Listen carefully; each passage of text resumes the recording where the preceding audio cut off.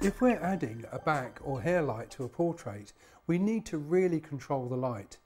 I've set this light up behind our model Ashley, but it's fitted with a wide angle reflector. As you can see, the light on the back of my subject looks great, but it's also lighting the background and it's streaming straight into the camera lens. Not really acceptable, I think you'll agree. This is the Snoot.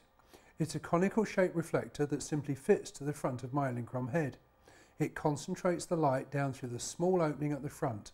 No light can come out sideways. If I point the light at the background, you can see the effect it has, a very controlled pool of light.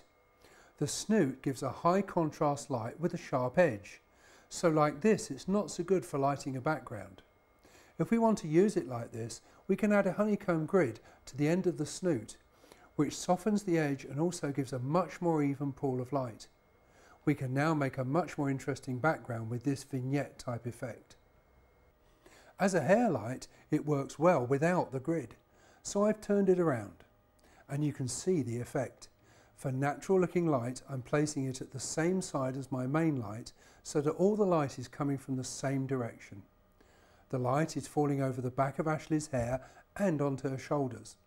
Watch out for light from the Snoot catching the end of the nose, as it will give a big highlight and make anyone's nose look enormous. As Ashley is blonde, we have to be very careful not to overexpose her hair, and would therefore probably use the same exposure here as the main light. For mid-toned hair, I would use around half a stop more.